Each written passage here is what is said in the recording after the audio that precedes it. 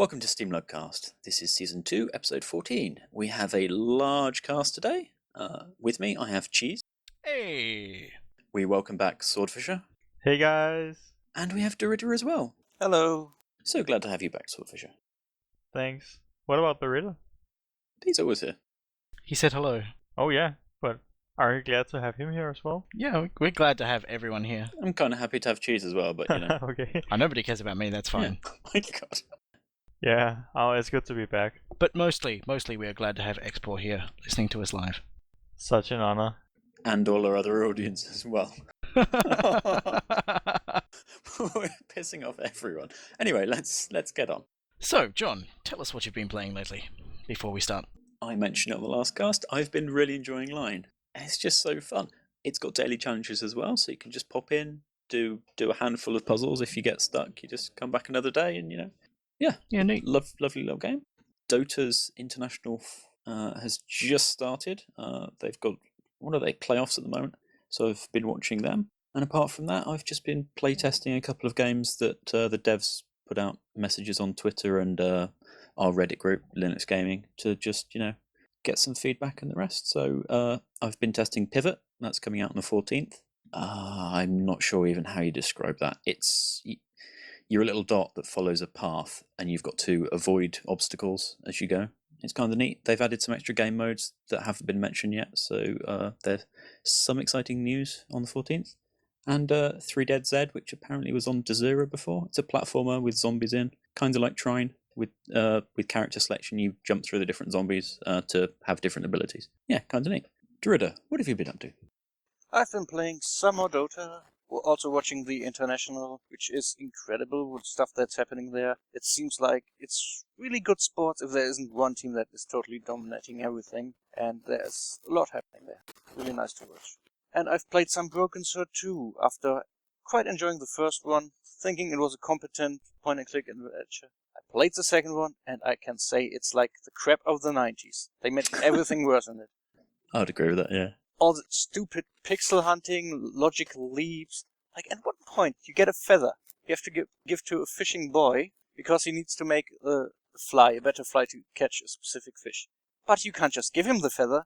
You have to rip it, and you can't rip it yourself. You have to give it to a cat. Like, stuff that is just there to make you interact with another hotspot in the environment for no particular reason, because you couldn't solve that problem by yourself by just ripping the feather apart yourself, or just give it to the boy. Let him rip it. We were chatting about this last night, and I have to say, I am not surprised at all. I didn't think the first one was quite as good as people make out. I mean, it's okay. It was brilliant. And if the additional stuff added for the re-release is any indication, it feels like the direction of the series changed a little bit between the first one and them coming back to do the first one again. But I would say that there was definitely a period in the sort of 90s where puzzles and adventure games got so damn obtuse. And it doesn't get any better for the next Broken Sword game either, so I'm not even sure that's coming to Linux, but... Look forward to that. Yes, look forward to it. Yeah. The third one isn't even on Linux yet, so I am not going to buy that. But it has better Metacritic ratings, it seems. Whatever that is worth. It is somewhere in the 90s.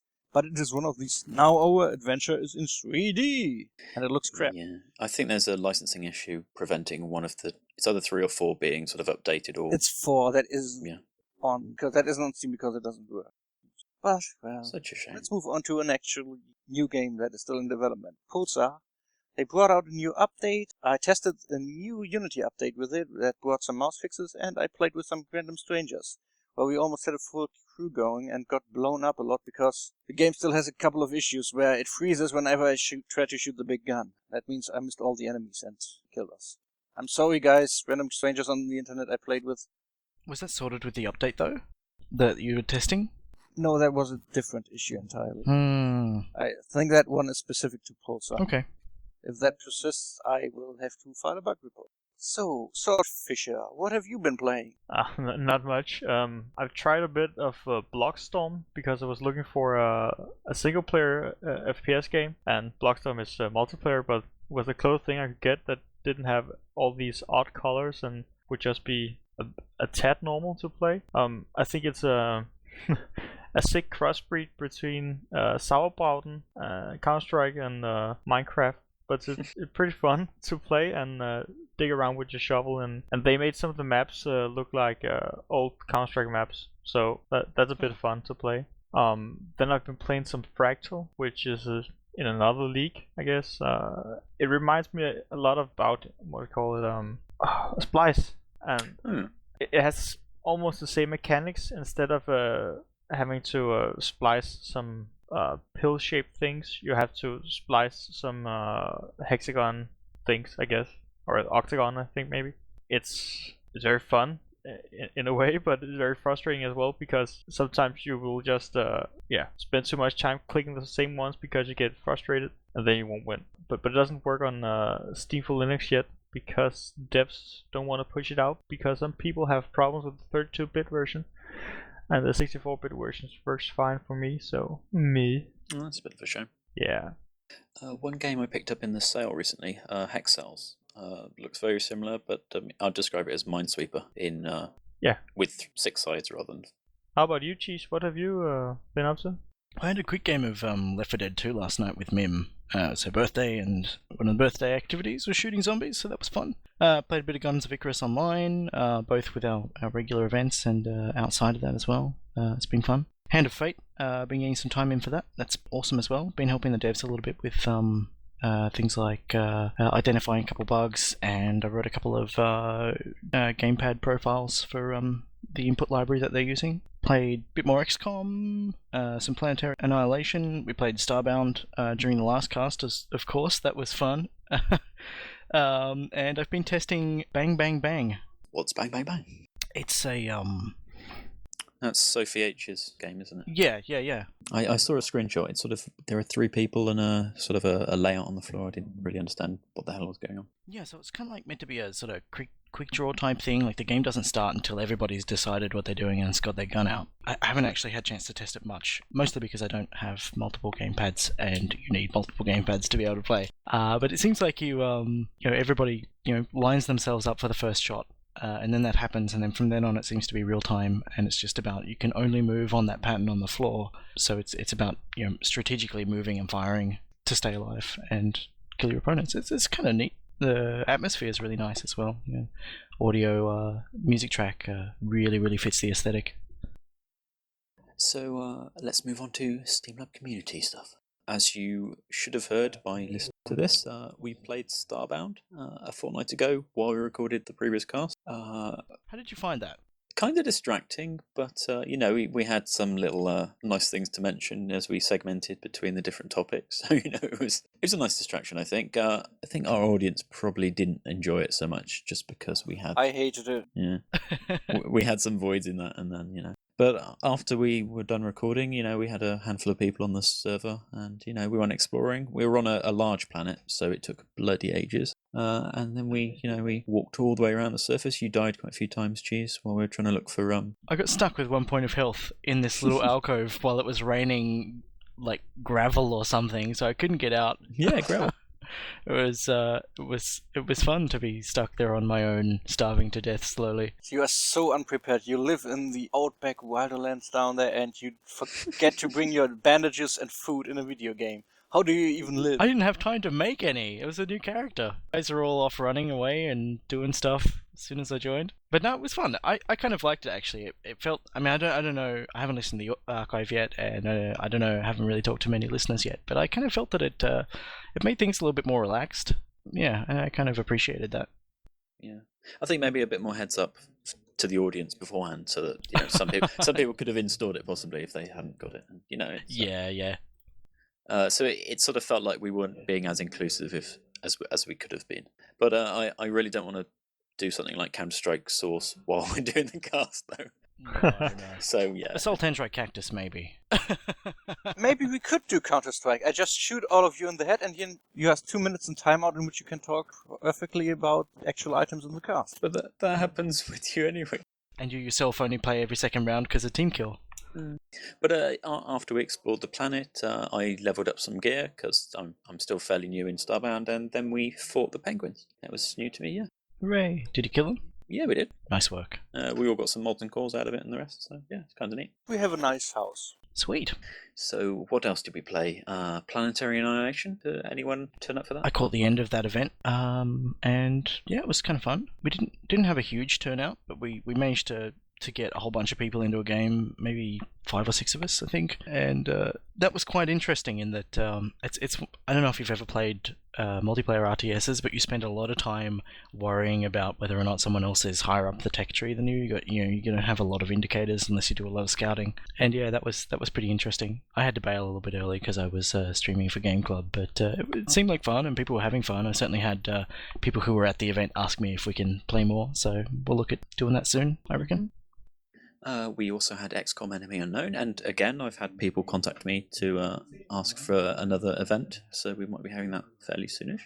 Did any of you turn up for that? I've managed to miss a few events this last fortnight, sadly. Yeah, I showed up for that one. Again, I was a little bit late, but I think I got 4 or 5 games in. Played with Soap a little bit, played with Steve and Namoda and stuff. It was good. We were talking about maybe scheduling another XCOM event this month to coincide with a later cast. Maybe swap out Steel Storm, push that out to next month. And we also had Deathmatch Classic. I don't think our turnout was very high for that, but... Actually, the server was quite busy. Yeah, server was full, wasn't it? I was told it was dead. Oh. Who's been informing me? Bad information. No, I wasn't there for long, but when I was there, it was full and hectic and explosions everywhere. The only thing I had a problem with that we should probably set up our Source and Gold Source server for events a bit more carefully, because the tick rate on that was abysmal. People were, if they didn't have explosives weapon, they were just standing in front of each other and shooting, and when they were running, they weren't hitting. It was just random how people killed each other, except for explosive weapons. We need to improve our performance there. Okay. Something we can look into. But yeah, no, there were definitely people there, and I'm pretty sure the server was full. I ended up not joining because I had like the beta of Half-Life and not beta of Deathmatch Classic, and by the time I got it downloaded, everything was full, and I figured I didn't want to push anyone out. And of course, we've been having our regular Guns of Icarus online events, which have been going good. Brought a few more players in, showing people the ropes, getting some extra playtime in. It's been a lot of fun. Namoda streamed some yesterday. Which included someone with a questionable name getting hassled by a mod, and that was lots of fun as well. Have we hooked him up with the YouTube permission to push the broadcast over there for an archive? Oh, no, we haven't. We should probably look into that, hey? Yeah, we should do that for all our events. Get Expander involved, because he tends to do that sometimes. Anyhow, for upcoming events, right after the recording of this, we are going to be playing Skulls of the Shogun in multiplayer, or you're welcome to play single player and we'll talk about it.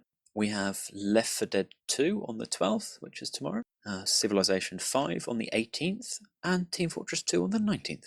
Fun. Mm-hmm. So what else has been happening in our community? We're going to do The Raven, Legacy of a Master Thief, Chapter 2 of that for Game Club, starting this weekend. So that's going to be a bit of fun. If that's by King Art Games, the people who made Book of Unwritten Tales. And yeah, it's this kind of whodunit, Agatha Christie style murder mystery type thing, and it's fairly well paced, decent production values, and yeah, I kind of like it. Yeah. Soab has done another Linux port analysis, this time on XCOM Enemy Unknown, which is pretty sweet if anybody's keen to take a peek at that. Have you had a chance to read it? Yep, he's doing good work. Again, I proofread that for him. It's interesting to see how much on parity it is, and just it's a couple of things short of the other ports, and I've heard that they are actually pushing some further updates to that. So maybe he might be updating that in a few weeks. Yeah. I mean, aside from and it's tricky, like I don't want to call the performance issues a performance discrepancy. I mean, it's definitely there, but yeah. The game is still certainly playable. Oh, absolutely. Yeah. As long as it reproduces the experience of playing XCOM, I think that's what's important, rather than fixating on the performance discrepancy and saying that that's anything other than room for improvement. Yeah. We're talking around it in such a way that it sounds like it's really abysmal, but it's no, it's good. It's really not bad at all. That sounds dismissive again, but it's not The Witcher 2. Oh, certainly. But it's been interesting to see the different types of interpretations people have had of this article. I know that it has led some to say that the port is terrible because it has a low performance, and others to sort of say that the port is perfect because it does reproduce XCOM Enemy Unknown fairly well. So it's good to have this stuff out there. I liked playing it a bit. I didn't really care that much. I noticed performance wasn't what it should be perfectly, but this is nitpicking, necessary nitpicking, but if you think this in any way dooms the port, then you are a bit silly in the head. It's certainly less relevant in a turn-based strategy, I think. Yeah. I wanted to mention that all his articles so far have been hosted on PC Gaming Wiki, and that's obviously a community organised database of pretty much any game you can buy on Steam or GOG or etc. They've recently added links to wine articles, though that's less important. If you ever want to know the save game location or where config files are or what sort of preferences you can change in any of the games you buy on Steam, it's more than likely going to be on PC Gaming Wiki. So have a look. It's a fantastic resource, yeah. Yeah. We have a crowdsourced list of working titles on Steam for SteamDB.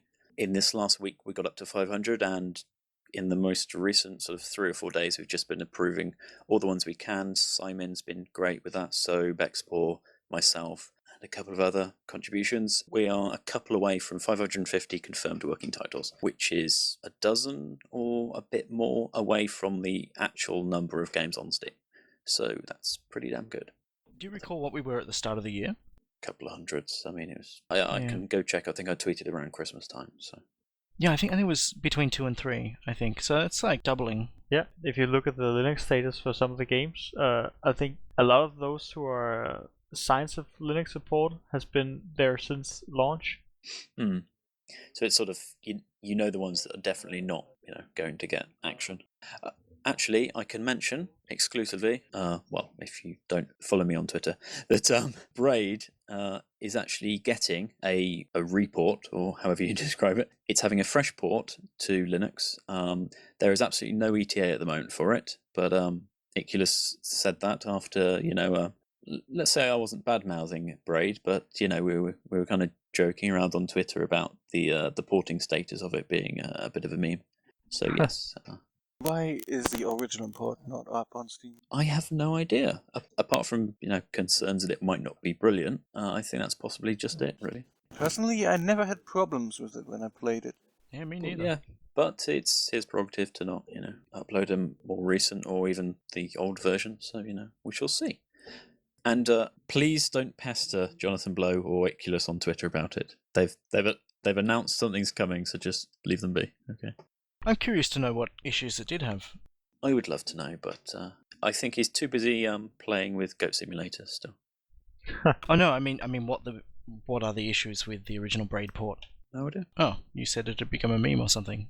The fact that Jonathan Blow was refusing to upload it to Steam, that was the fact. That's why it's a meme. Oh, okay, I see. Because whenever someone asks him on Twitter or any other thing, he would reply with, "It's delayed another month." Yeah, okay, all right, fair enough. So, Rye from the community is keen to organise some regular Starbound gatherings, maybe to mirror what we're doing with Guns of Icarus Online, for anybody who's keen to, to get into the game, because it is the kind of game that's going to benefit from, building a community playing the game and playing together regularly. I think that'd be a good opportunity to get something going. We should totally have an event where we completely eliminate one of the smaller planets, like we just mine every block on that planet until we reach the lava where we can't mine it. Sounds riveting. Simon, who we mentioned earlier, has also been experimenting with a bot for the Steam group chat thing, so that we can try and either redirect people to our IRC channel or allow people to in the Steam group chat to interact with people in IRC, just to bring the community together a bit better. So that's going to be exciting to play with and see when it appears. Something to keep an eye out for. And we wanted to mention that we have some upcoming guests on future SteamLUG Casts. On the next one that we'll be recording on the 25th, and we're going to have Edwin Smith from Feral Interactive to talk with us about porting XCOM and other things. And then next month we're going to have JP Lebreton from Double Fine joining us to talk about Space-Based DF9, The Cave, and other things that he's working on. So they're both going to be fairly interesting guests. Oh, they certainly will. It's going to be fun. Yeah. And JP, being a Linux user himself, will have some interesting insights as well. Do we want to ask people to submit questions if they're interested in anything? I guess if anybody's got anything, we can throw it in there, and if it feels like it's something that's right to, something that fits into the conversation, totally we will. Yeah, sure. But we do try and keep it conversational, so whether or not it fits with the flow, Yeah, something we can segue. Yeah. Cast@steamlug.org. Don't forget that address. Yeah, send it to us. Let's move on to Steam and Valve news. So we got some new survey stats up. As per usual, there's no really significant change. I think it's up by like 0.1% or something, which without more details on sampling and stuff, it's difficult to know whether it's going to be below or above the confidence value for the results there. How high is it now? I've been gone for like 6 months now, so... Oh yeah, let me double check. I can't remember the number off the top of my head. I think it's like 1.2% or something stupid. Oh, okay. Yeah, 1.2%. Okay. But looking at the Linux-specific stats, it's interesting to see that there's a bit of growth for Mint 17, corresponding slight drop for Mint 16, and a lot of growth for the other category, which I always find is interesting that it's the distros that don't quite fit in the top that are taking up like half of the respondents' user base. We're holding steady. I think it's good. I don't know. I mean, I find it very hard to put any real gravitas, or I find it difficult to take these numbers with any amount of levity, just because we don't know enough detail about the methodology behind the sampling.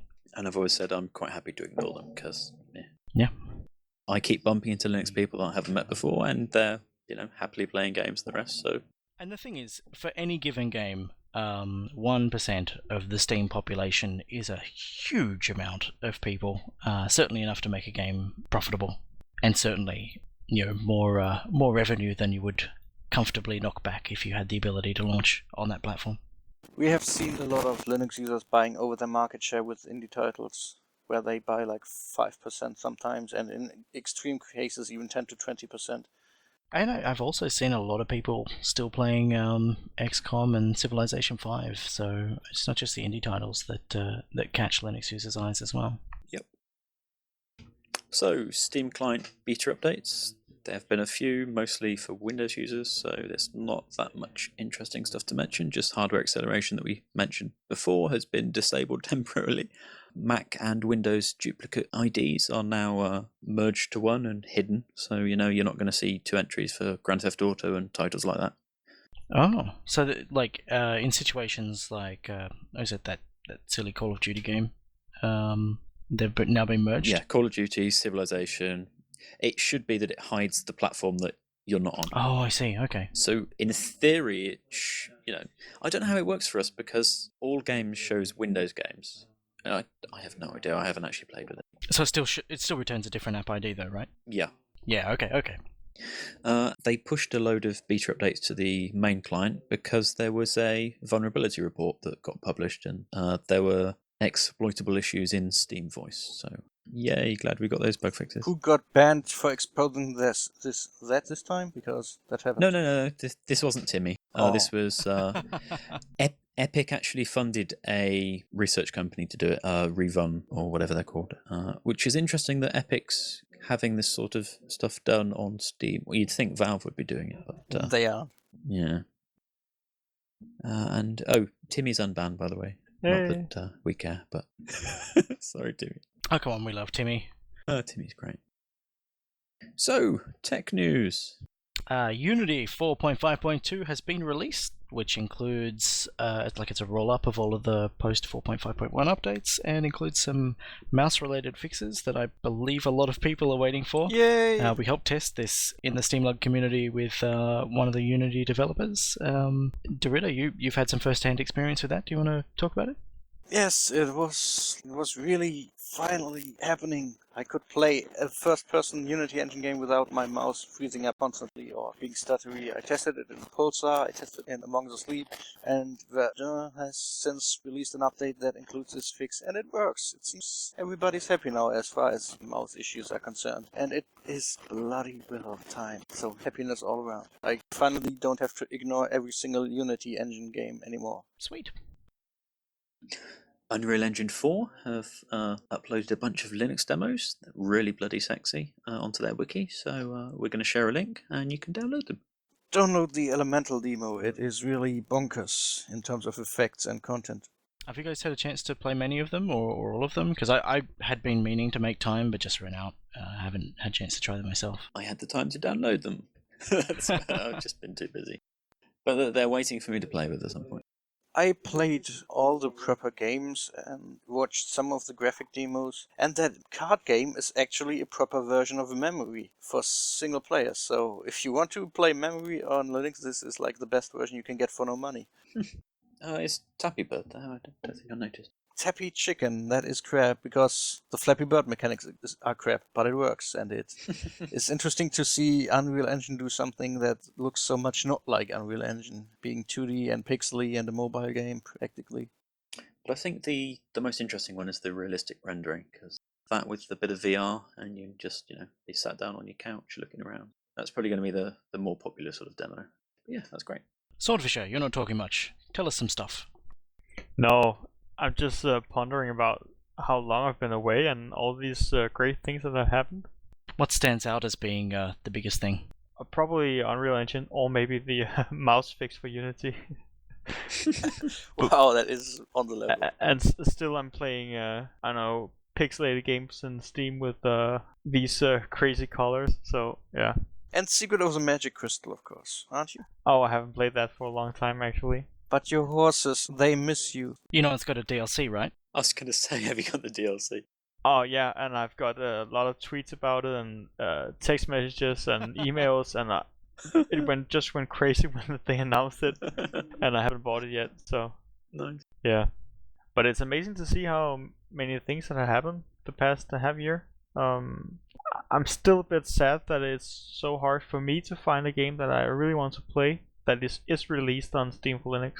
Yeah, you're kind of lucky, because if you'd have been a couple of casts late, you probably would have missed the announcement of Homefront 2 and the cancellation of Homefront 2 that's coming to Linux. Yeah. Because it's rumoured that Crytek UK are having issues at the moment, but we'll see what happens. Okay. The other day I was talking to the guys at RSC about I was looking for a single player FPS shooter that was not so pixelated or had these vibrant colors that make you epileptic, but people were out of ideas, and the newest thing I could find, I think, was Counter-Strike Source or something. And to me that's a bit sad, because that's what I like to play, and if I have to play something, I have to find something that's old. I just want to try something new once in a while. Yeah, I'd agree. I mean, I tend to like those sort of games as well. But we've got System Shock 2, but that's pretty dated, isn't it? So Yeah, it is, exactly. It's not really a first-person shooter, though, is it? It has guns and it is first person, but it is not a first person shooter. Oh, that's just being picky. It's first person shooting. I mean, I'd say Deus Ex is a first person shooter, even though it's not really. I mean, that's not everything that embodies it, but Yeah. I haven't played either of these games. Yeah, but I get it. Surprisingly enough, first-person shooters were before commercial games came back to Linux, where the games you pretty much were playing when you were playing anything on Linux, like all these IO Craig 3 arena shooters. But as far as single-player first-person shooters are concerned, and less arcadey and more tactical multiplayer first-person shooters, there is almost nothing on Linux at the moment, which is sad, because I also like to play these games a lot. I'm hearing good things about Interstellar Marines, once this mouse issue gets sorted.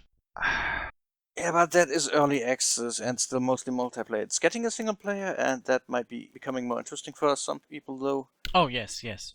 I'm personally still also waiting for it to be improved, because I don't want to buy into yet another early access or Kickstarter game before I haven't seen any more return on investment on my other games.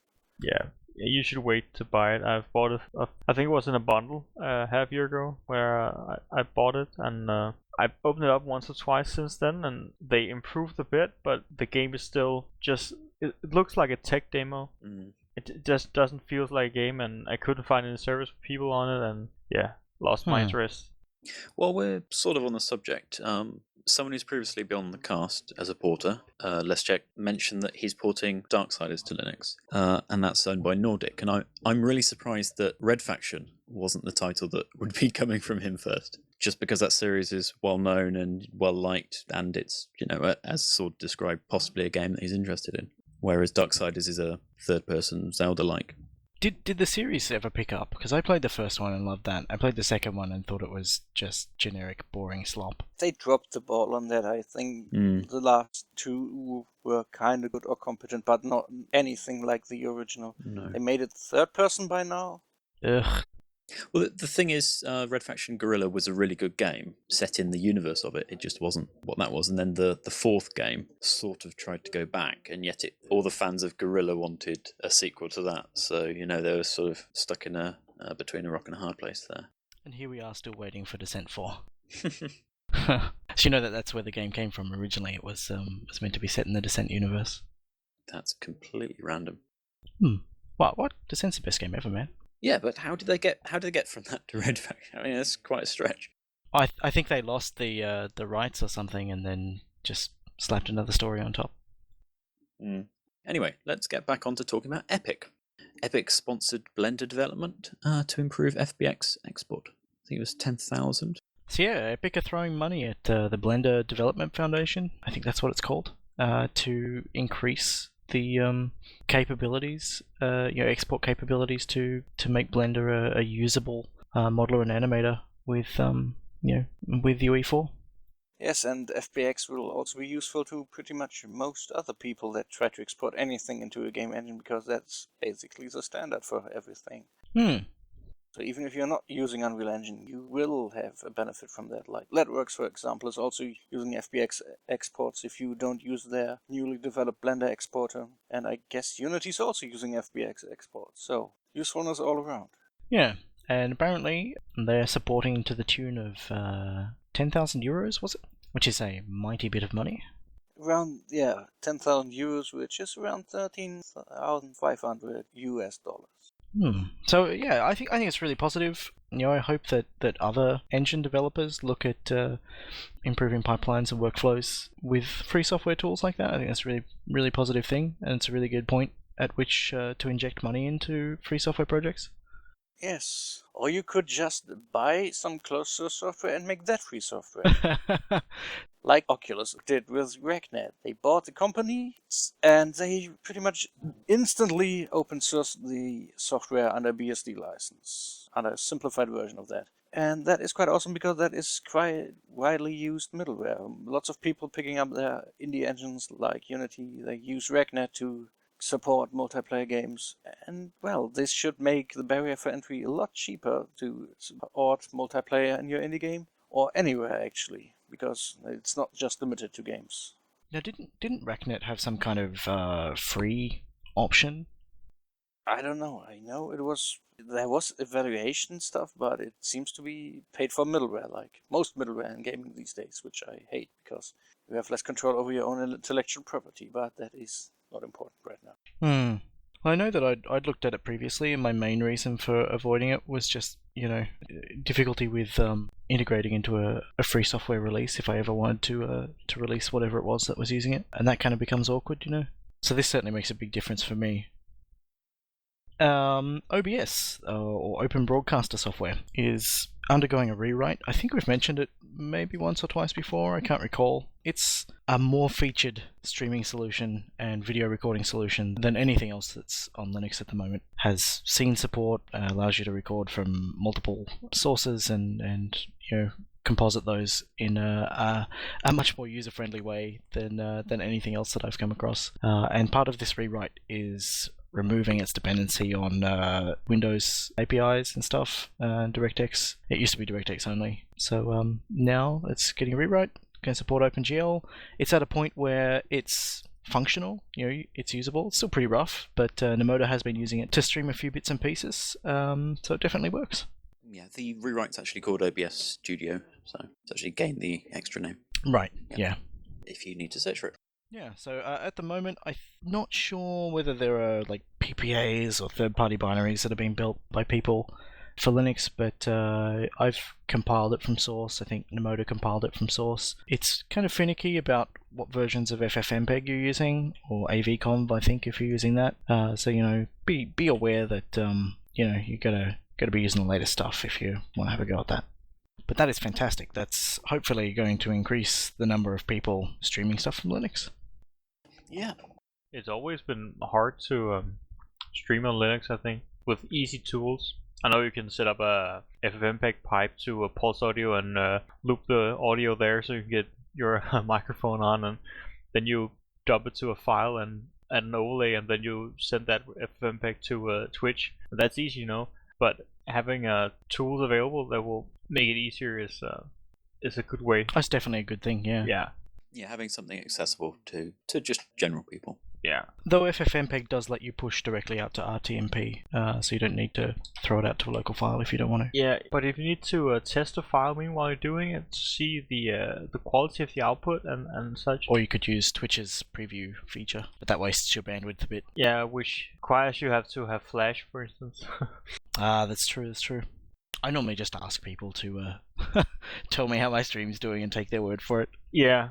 And I just had some problems with using FFmpeg instead, where suddenly the quality will be just crap. But then I restart FFmpeg, and then it will be awesome again. And I didn't change any variables at all. And then next time I'm going to use it, it will be awesome, awful again, and then awesome right after. So it's tricky as well in that it's a little bit impenetrable for users who don't know what's going on. Like, you can do the research and work out what all the switches do, but if you don't know, just copying someone else's configuration, you don't know what it is that you might need to change to sort things out or make them better. But then again, if you use Pulse Audio and have to make your voice recorder as well, then it's just it's a horrible mess.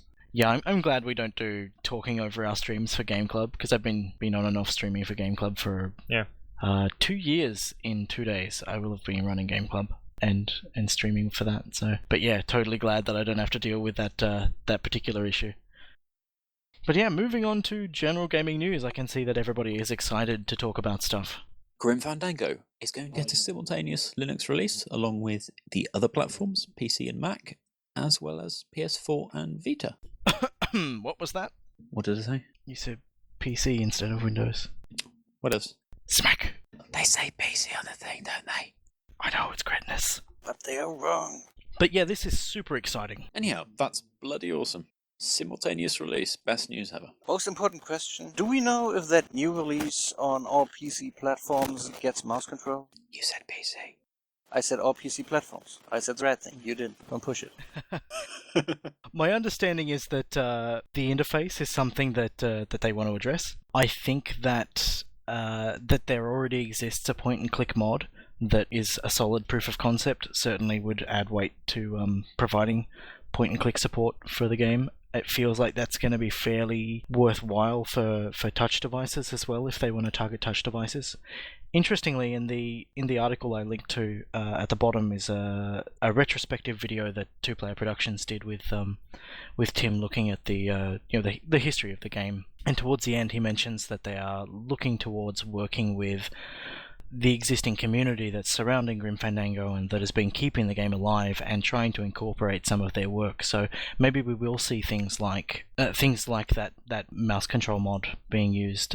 Maybe we may see some collaboration with the Residual VM guys. It's unclear what form that's going to take at the moment, or if anything's going to come of it. But I find that to be a really interesting aspect, and something interesting that they've brought up. Norbert in chat says it quite simply, yes, it gets mouse control. I don't know how he knows that, but he said so. So if he doesn't, blame him.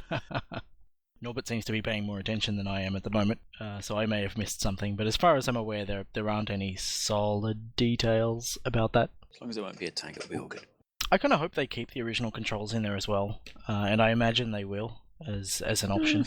I didn't like them when it came out, so that's going to be frustrating. You know that the game had screen relative controls as well as character relative controls when it shipped. And I turned them on. I actually don't mind it that much. to be honest. I don't think it's anywhere near as bad as people make out. It certainly is better with the mouse control, but yeah. It's certainly bad in places. That screen where you've got to put the signpost in the ground and it spins round to point. I had utter problems on that screen with the default controls. Yeah? Yeah. I don't know why. I think it was just trying to find where he had to stab the thing in. I think a lot of the characters' bounciness and hitbox area or collision radius for bumping into things and that sort of stuff hadn't been refined that well when they released the game compared to some of the later 3D adventures that LucasArts did, which probably just consists of Monkey Island 4. So yeah, as John already mentioned, Darksiders is being ported to Linux. It's the first one, and it's done by our good friend Leszczyk, and whose family name I'm not even going to try to pronounce. Godlewski, I believe. Yes, he's teasing us with a single screenshot of it running in KDE window of all things. KDE, woo! And it looks good so far. It looks like Darksiders. Mm-hmm. Have any of you played that game before? Nope. I honestly have never even heard of it. Tell me about it. An awful lot of people refer to it as a Dark Zelda. If you've played that game, you may not have played the Zelda. I've played that Link's Crossbow Training. Okay. It's an over-the-shoulder sort of exploration game where the world's been corrupted, so there are all these different enemies around, and you get this sort of master sword sort of thing. So you run around slaying stuff, and I found it's got really bad difficulty spikes all over the place, and it's very unforgiving in the way it will kill you, and then you've got to start over from quite a way back. So modern Zelda, jeez. I think it's interesting how they bought their Darksiders from THQ after they went under. And there's basically no money to make on that game anymore because it's on all the old consoles, it's on PC. So they port it to Linux to figure out the waters. I mean, it doesn't cost them much, I would assume, but it's interesting. Business decision behind it. I'm very surprised by that choice, but it might be that it's not. It's probably one of their lower quality graphic titles that they've got as an option, so maybe that's why they've picked it. But yeah, it's a generally good game. It's well reviewed, so we should receive it well. Sweet. So I sort of wish Namoda was here, because he's probably the best qualified to talk about this. He's been playing the hell out of this game. Dwarf Fortress has had a major update, and I think it's the first one in a long time. It might be, I do not know. I know that I kind of want to play it, but I don't want to play Dwarf Fortress. I want to play something that looks better. Aww. And not as awful as this. I have not played it, but I know how lauded it is by people who appreciate it, and it does seem kind of cool. But yeah, I think it's been 2 years since the game last received a major update. Again, I know nothing about this game. Yeah, me neither. So it's mentioned an awful lot. It's surprising how little I know of it when I really should, because it's in geek lore. Yeah, it's the buzzword everybody drops when talking about awesome but unapproachable, obscure indie games. Like Minecraft. Yes, because Minecraft is unapproachable. Have you seen the crafting recipes? Wow, you guys. Then they're not so obvious. Oh, come on. Anyway. Hand of Fate has launched on Steam Early Access. As I mentioned earlier, I've been trying to help out a little bit here and there, and it looks like some of the cosmetic bugs that the game had on Linux at the time that it launched have been resolved, so I feel a lot more comfortable saying, go out and buy this, you'll have a good first impression. Awesome. It's kind of... how would you describe it? I can almost say it's this sort of procedural dungeon crawlery thing. On you build a deck which has got like combat encounters and some choice encounters and some random event encounters and stuff, and you build a deck that has equipment types and things in it. The dealer builds a deck that has enemy types and things in it, and then the dealer lays out the cards in this kind of maze. I use the term maze fairly generously. It's not really that complex. They lay it out on the table and become the map for this kind of dungeon that you're crawling across, and then when you go to a combat encounter, it goes into this kind of third person over the shoulder typical 3D combat real time stuff, and yeah, so you gotta keep yourself fed, and you've got to upgrade your equipment so that you can fight the big scary baddies and stuff. And all of the enemies are like sort of suits of cards. So there's like the Jack of Skeletons, or the the Five of Lizards, or whatever, and they have different abilities and stuff. I'm finding it really engaging. It sort of sounds like you were describing the Sorcerer's Cave. We have a look at that link. Am I completely off by sort of how I interpret what you meant? What's the Sorcerer's Cave? You have cards that obviously the dungeon master or whatever lays out as the game progresses, and it forms the dungeon, or the maze, as you say, by putting the cards down, butting up against other rooms. Yeah, it's got that sort of aspect. Okay. It plays out nicely, like in an aesthetic sense and in an atmospheric sense. It really works. Like it plays really well, I think. But it really is just kind of cosmetic. The card collecting stuff doesn't feel like card collecting stuff. Okay, kind of neat. So they have nice things where when you get into a combat encounter, the enemy cards fly out into the 3D world, and the enemy climbs up out of the card. Lovely. I've also got a couple of free copies of the game that the developers have given me to say thanks for the help that I've offered. So if anybody wants to check it out, hit me up after the cast and I'll sort it out. I think I might be interested in that, so I think I will. Sweet. But you will kindly pass and leave it to the audience, and not snatch up between hosts what we have as giveaways. What else, man? I have no honour. I noticed. So speaking of which, and we should have probably mentioned this during community stuff, are we going to move ahead with the competition stuff that we were talking about? Yes, I've just been too occupied to do anything myself, but yes, I really want to get some of those competitions organised, so we'll do that this weekend, maybe? Me too. That's still on the horizon. Yep. We have some free game codes to give away, and we want people to try and get them. It will be awesome. Yay! It might involve knife fights with monkeys in international waters. Yes. Might. Maybe not. Might. So, the crawler release date has been delayed. We have mentioned them, I think, previously through Greenlight. So, do we know why it's delayed, or just that it is?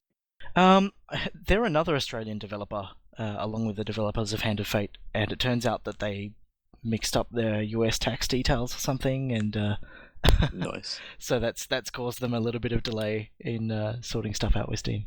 They have an awesome gift that explains it quite well. I mean, that's the best way to explain a delay of your video game release ever. Yep, and I'll link that in the show notes. TF2 has had a pre-alpha map update. Does this cover the maps that we spoke about a few casts ago when we were talking about the moon stuff? I believe so. And again, this is another thing that I had planned to look at before the show, but ran out of time. We may even, I don't know whether Space Pope wants to look into this, but it might be neat to set up one of the servers to run the beta maps and do that for the upcoming event. We can do that. That'd be neat. Already happened. Already happened? You are so on the ball. Brilliant. Thank you, Grinzaketsa. Thanks so much. Very appreciated. But yeah, so this is a sort of internal early access beta map distribution thing. It seems to me like it's a way of bringing the old TF2 beta app into the main TF2 game so that people can check out upcoming content and give feedback on it as it's iterated across without having to download 15 gig again, or however big Team Fortress 2 is now. Have any of you fine fellows had a chance to check out the new stuff? No, I haven't. I haven't been in TF2 for a month and a bit. I know Halfshot's been playing it quite a bit.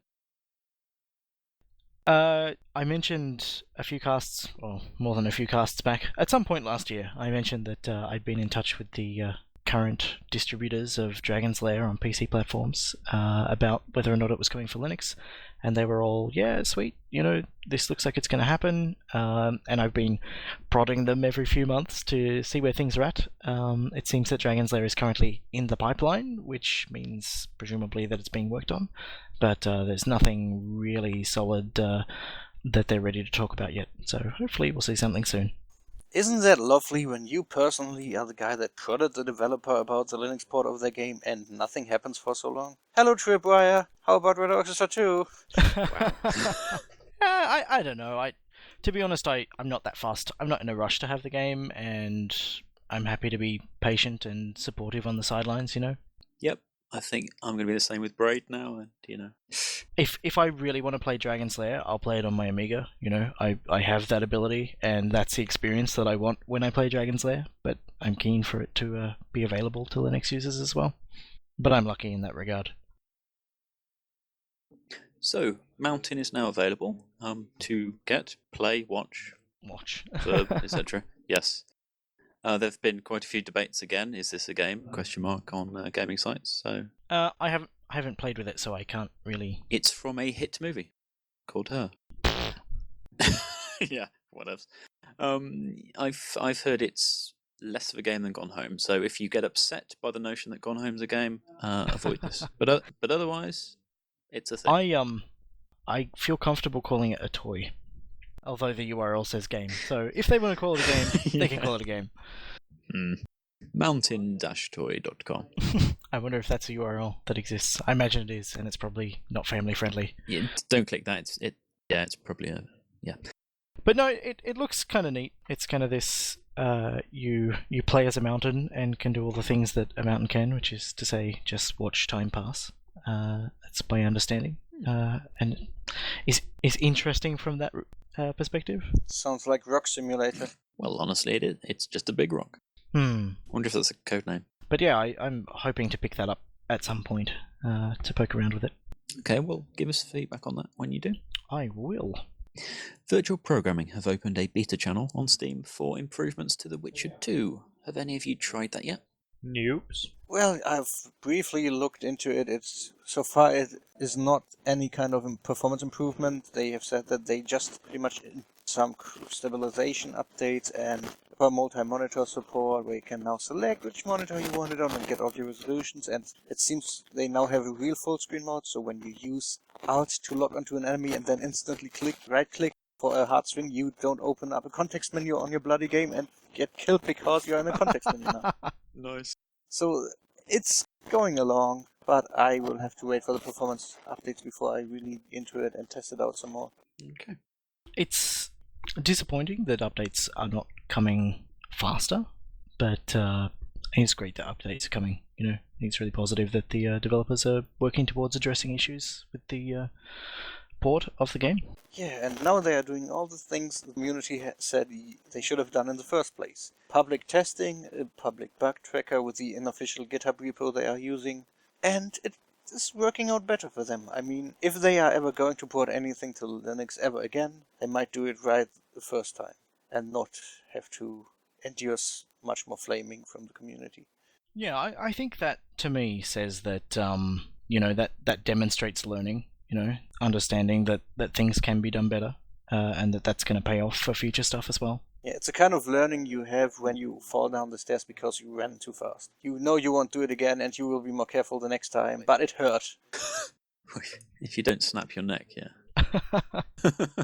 I think that's possibly a bit brutal, but... But no, I really hope that the community is going to be positive and welcoming of, them finding their feet. Oh no, they have already been flamed in that very thread that's linked in the show notes. Ah, good. For doing that. People. So, screw the community! Natural Selection development has been handed over to the Community Development Team. They're looking for Linux developers. That's interesting. It is worth to note that you do not get any kind of financial compensation, even though they are still selling the game. It is not properly open source. You will have to work on the source code in kind of an NDA environment, it seems. Which is worthwhile to add, especially in the Linux community. It's basically giving them free time to fix their crap and keep the game alive longer, but they still get all the financial benefits, which I find awful. I'm in two minds about it, really. I don't... Same.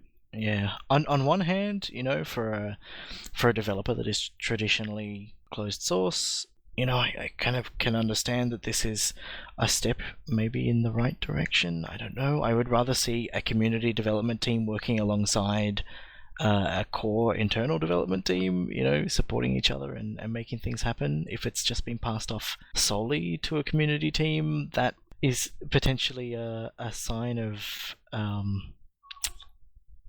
I don't really want to say it like this, but a lack of commitment to keeping the game up and running and supported and stuff. It's a fun approach, I guess because sometimes there's a game where you just go, why don't you just fix this? It's so easy to fix. Then now you can. Well, it's our only chance of ever having a properly fixed natural selection tool on Linux that doesn't crash when you shoot your gun, which happens a bit in natural selection too. This is certainly more positive than the alternatives. Sure.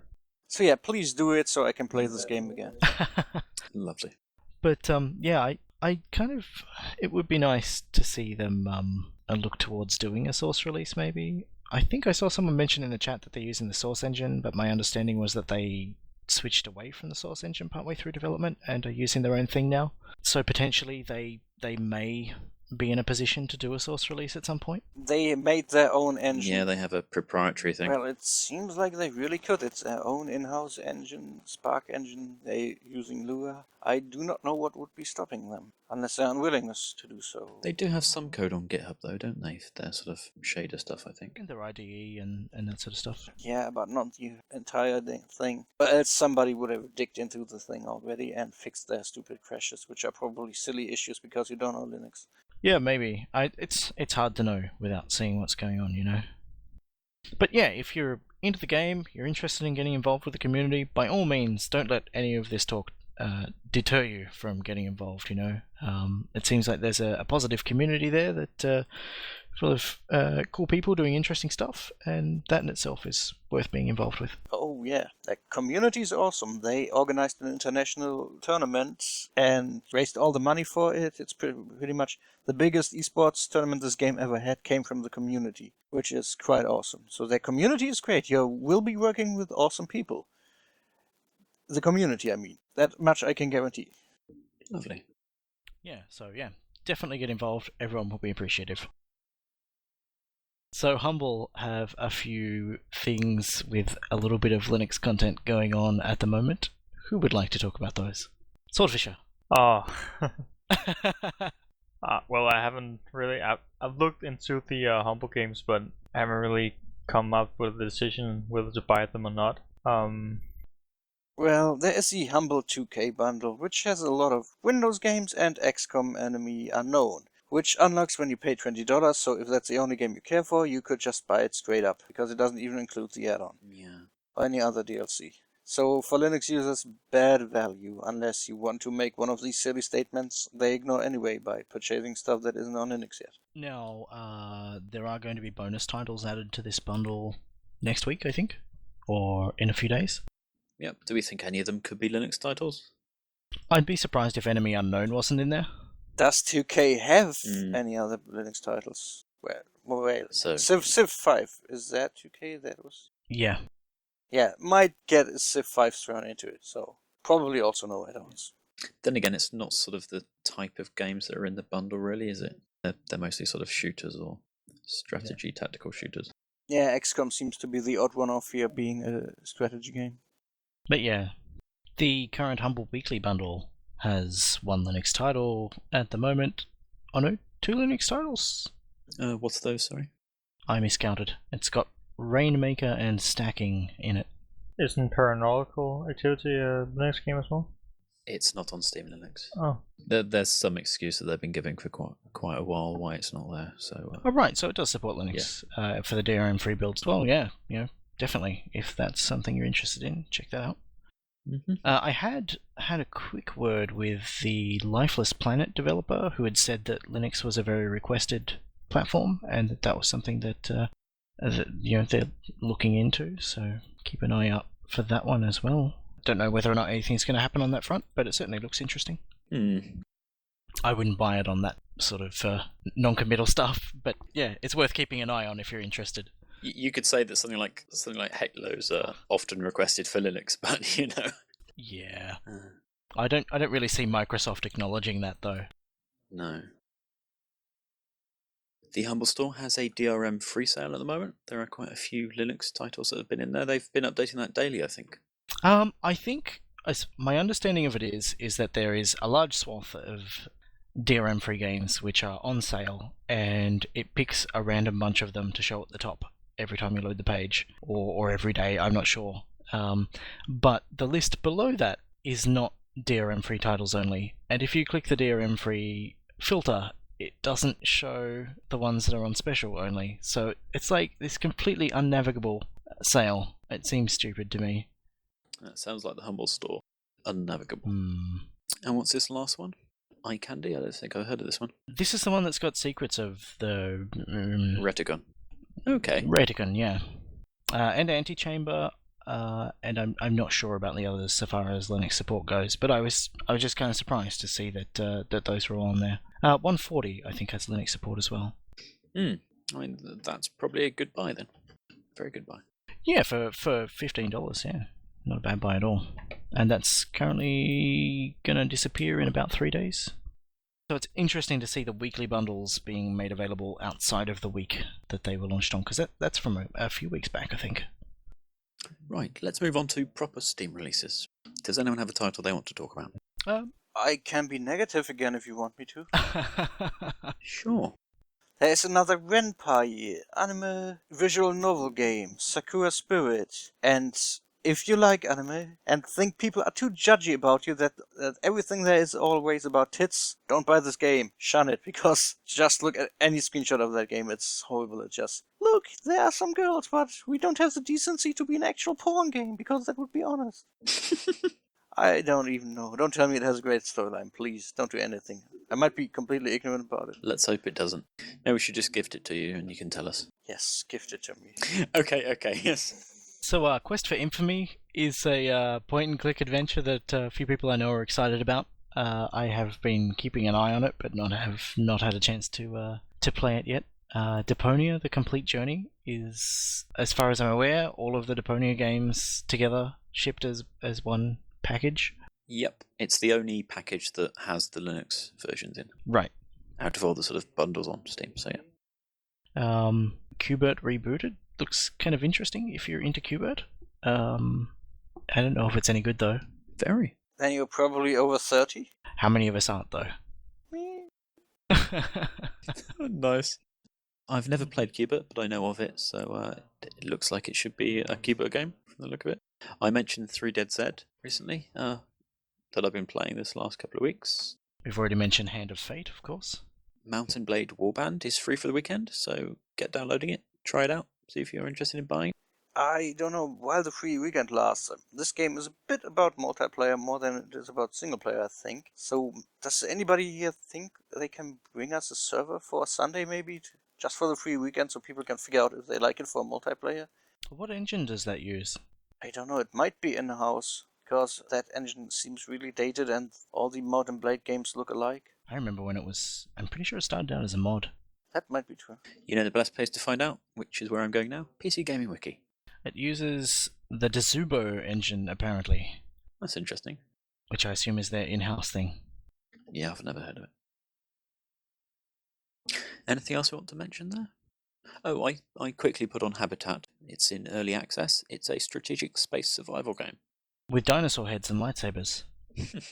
Yes, it's the Terraria of space games. I haven't played it, but Cult of the Wind looks kind of sweet. Have you guys heard of that at all? Nope. I have not. Nope. The idea is that you play an imaginary game, and so you run around with your arms outstretched, and you can turn into an imaginary plane, and you can shoot imaginary weapons at other people, and it looks like an absolutely silly romp, which is the kind of thing that you see kids doing when they run around and pretend to be planes and shoot each other.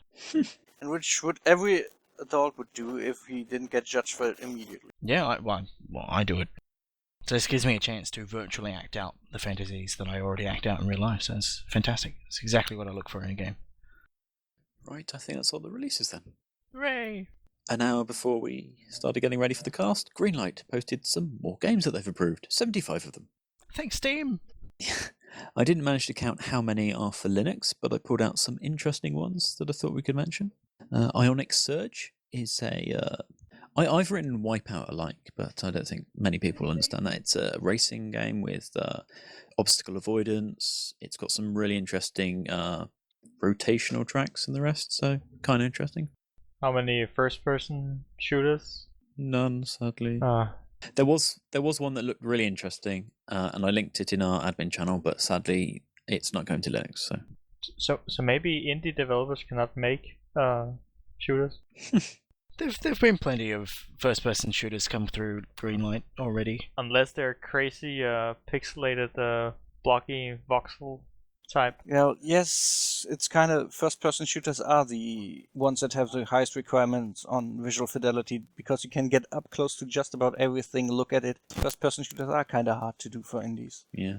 I mean, we do have an awful lot of first-person things, but not specifically shooters, sadly. And by that I mean you've got Nuclear Dawn, which is sort of more tactical, and you've got Natural Selection, Yeah. Sanctum 2 that we're still waiting to come out of beta. There are a bunch of more sort of puzzle-oriented stuff, like I Yeah. think Against the Wall, and what's that other one where it's this kind of stark white environment and seems to be fairly Portal inspired, and you have a glove that can cut things up and levitate things. Cube? No. Cube's not on Linux anyway. We mentioned it a couple casts ago. There is a first-person puzzler that I linked in the Greenlight thing that I removed called Attractio, which is sort of, again, it's a portaler, like, first-person game world manipulating, etc. Yeah, I saw a thing for this and thought it looked kind of interesting. Yeah. Just another shoot. I know, Sword. I'm with you there on that, but hopefully, with our increased user base and the rest, that we might attract them. Maybe this year. Yeah, maybe. Next year. I might be wrong here, but do we know if this Bone Town game you posted there is legit? I did think it was a bit dodgy, but if you look at the video, it does look like there's a decent amount of the game, however crappy it is, there. Look at their first video.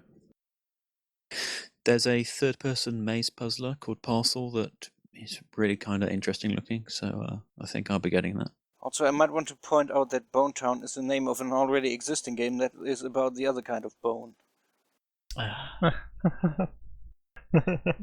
So, veering off into the weeds there, Colorapus is a title that I was previously aware of, which I'm kind of interested in checking out at some point.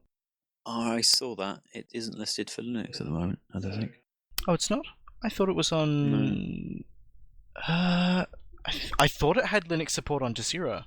Their Greenlight page says PC, and the trailer added PC and Mac, but they don't have the Linux thing on their Greenlight page, sadly. And I don't know why. It's the only game that I pulled out of the Greenlight list that I said, hey, this is really cool. It's a shame it's not on my platform. Yeah, I'm certain that maybe I'm not. I don't know. I'm sure I heard... Sorry to spoil your fun. ...talk of it coming to Linux. I will have to touch base with the developer again and work out what's going on there. I do hope it is, because it looks kind of neat.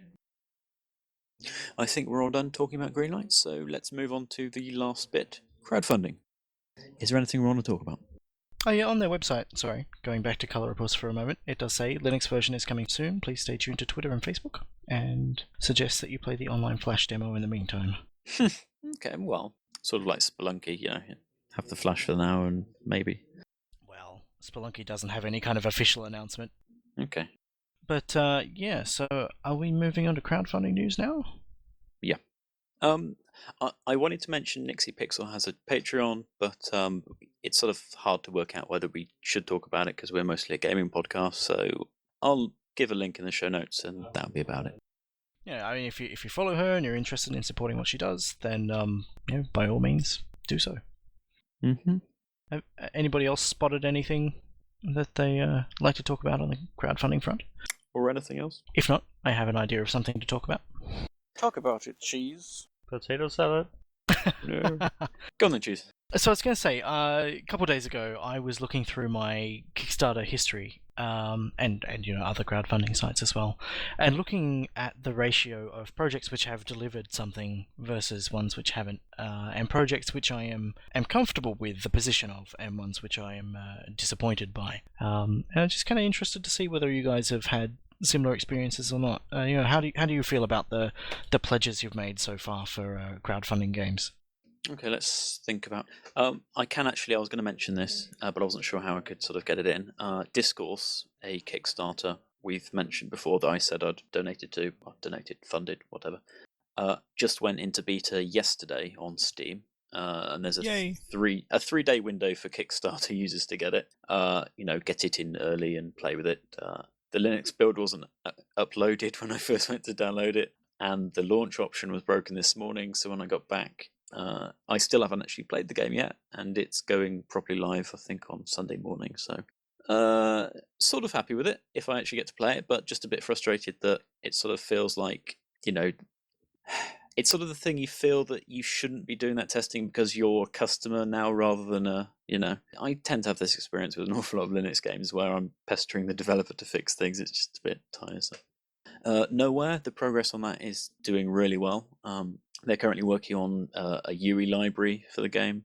The graphics and the rest look brilliant. All the code you can download on Bitbucket, so I'm happy with that. Neverending Nightmares, I get weekly updates about it, but I'd like to see more progress as downloadable or something.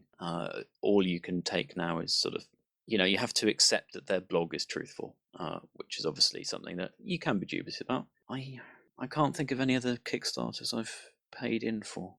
But in a more general sense, I mean, do you guys feel that the crowdfunding experiences that you have had so far are, on the whole, good or bad?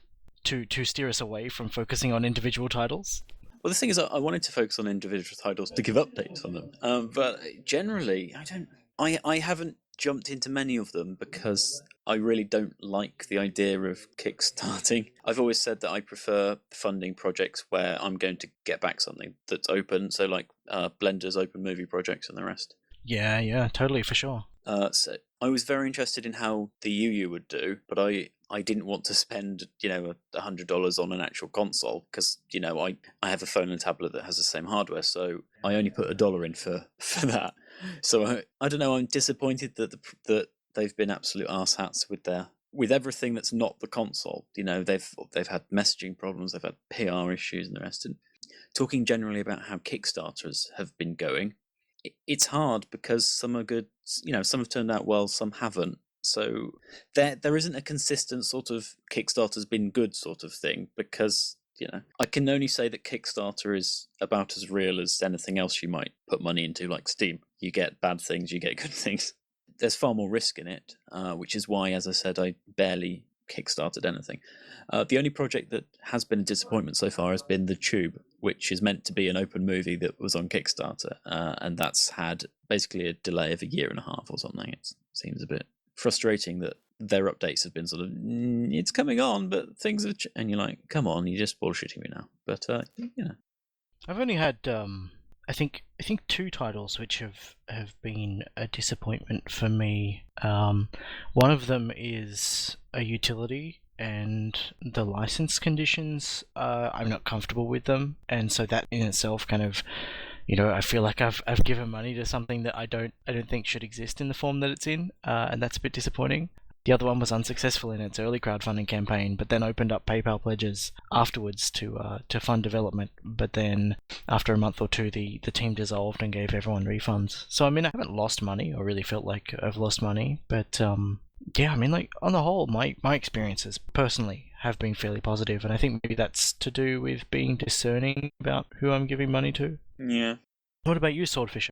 Well, I've only funded one thing, and that was the Litworks game engine.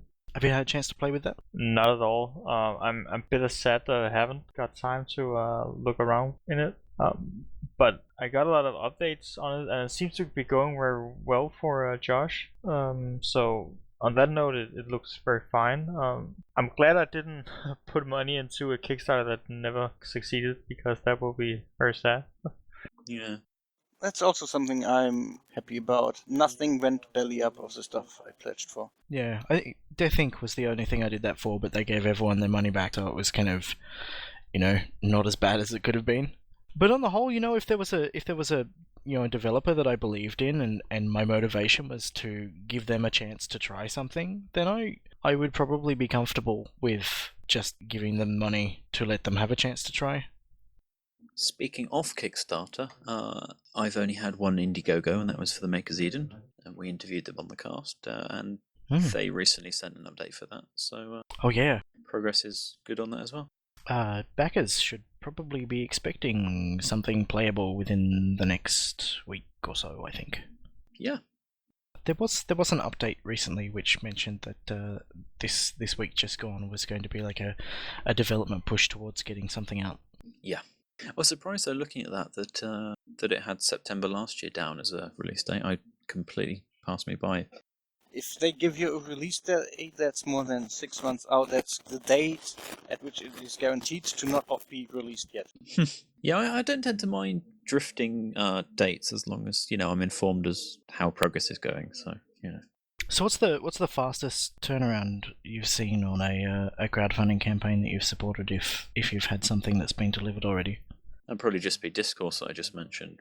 That was at the end of last year, and it's meant to be releasing sort of autumn time, and it's here in July. So Yeah, Expeditions Conquistador would be the game I have to single out as the one that was out the fastest and really pretty much on time, even though their release date was out so far.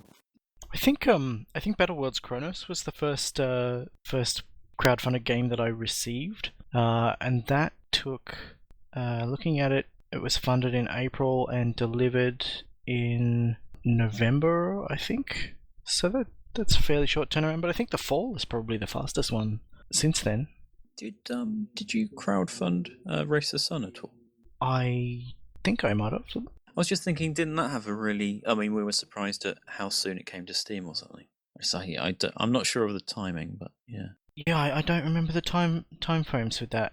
But yeah, last update was 1.0 was released, which was on August the 20th last year, and it was funded on March the 7th last year. So yeah, that probably is the fastest. Sorry. Woo! I feel bad for not recognizing that one. But I think the majority of stuff that I've backed is still in progress, and some are certainly beyond their delivery date. But I feel comfortable with the the level of communication I'm getting and the development that's going on. Like I don't know. I feel like Chasm has probably been the quietest one, I guess, of the ones that I've backed so far. How do you feel about that, John? Because you backed that, didn't you? I've mentioned it quite a few times, but I did not back it. No. Oh, okay. I think I love the art style. I mean, and then I've been following them because I've been talking about sort of console updates as well. So So as far as stuff that you guys have supported but is yet to be delivered, is there anything that's on the horizon that you think is particularly exciting? Nowhere. That's all I had. Dorita, Swordfisher? Well, I have only crowdfunded that works, so. Well, Wasteland 2 still isn't completely out, so yeah, I'm waiting for that. Most of anything else. But it's not often you get a t-shirt when you crowdfund, so. Yeah, that's awesome. I have a number of t-shirts. We need a photo of that Swordfisher. Yeah, sometimes you have to pay like $100 US to get a t-shirt as well as a game or something. Yeah. So, Cheese, you didn't mention anything about sort of Kickstarters that had gone back for a bit more, or any that split. Your feelings on those? I mean, how many have you funded that have gone that route? I haven't done any that have done that yet, but I don't mind the idea. Okay. As long as it's not expecting people who've already offered support to offer support again. Or maybe, if anybody wants to, go nuts, just if you care about something and you want to help it happen, then help it happen. Did you crowdfund Guns of Icarus at all? No, I didn't, but I wish I had. But you did do Star Citizen, I think, and Broken Age. I have indeed. I supported Star Citizen via their website, but I did support Broken Age via Kickstarter. So I don't feel that Broken Age has gone back for any seconds, but I do feel that it has changed. I feel definitely disappointed that that Act 1 was released as a standalone thing rather than early access as was originally intended.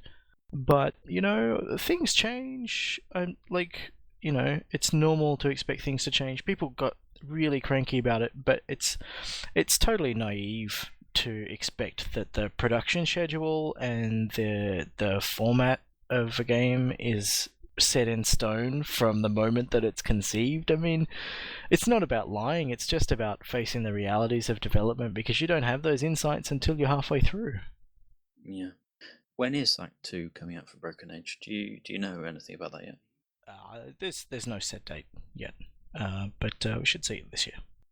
Awesome.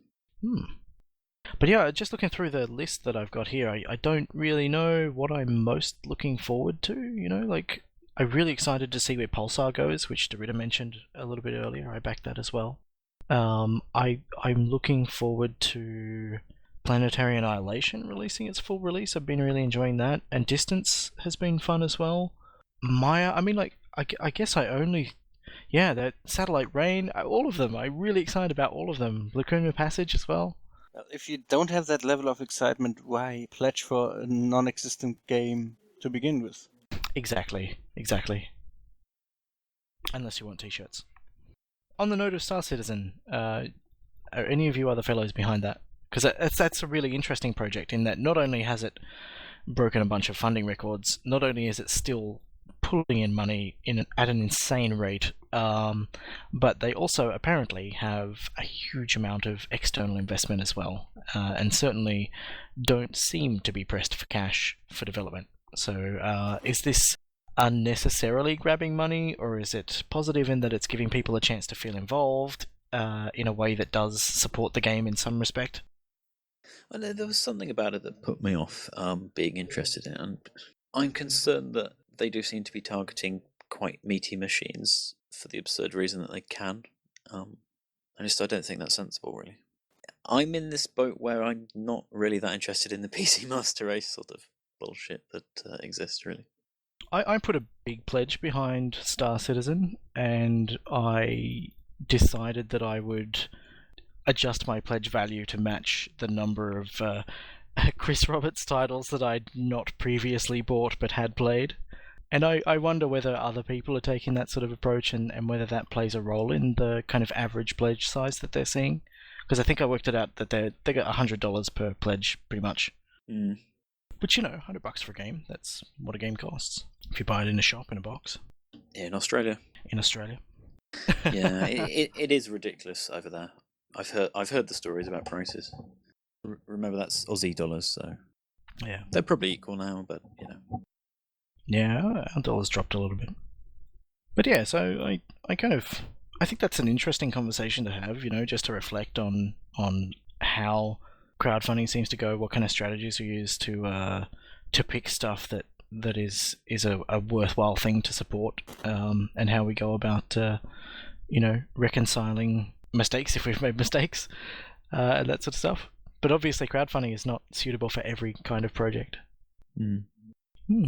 But yeah, unless anybody has anything else, I'm happy to stop dragging this one out. I have one thing though. Have you noticed that if you try to log on to Steam on the website, it has the why join Steam box? Oh yeah. Yeah, it shows the system requirements for Windows and Mac, but not for Linux. Dun, dun, dun. File it on GitHub. Yeah.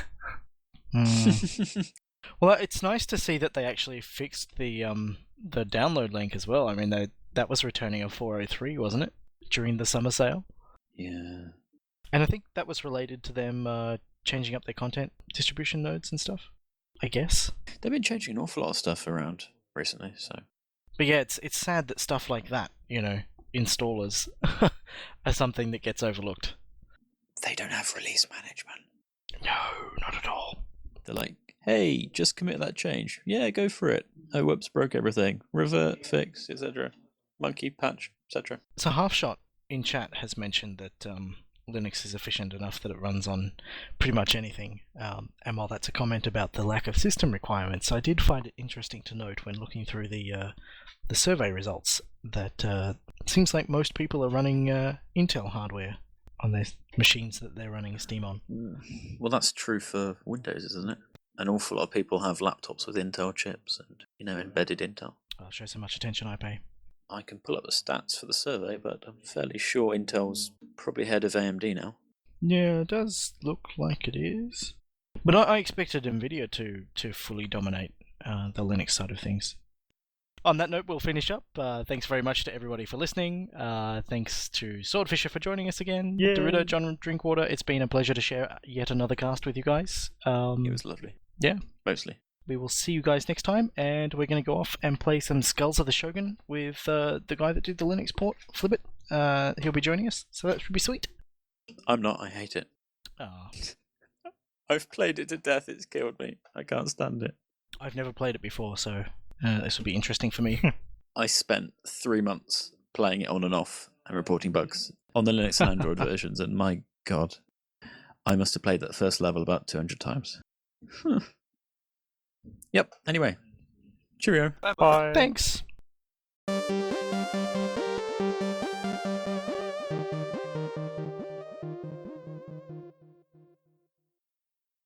Do.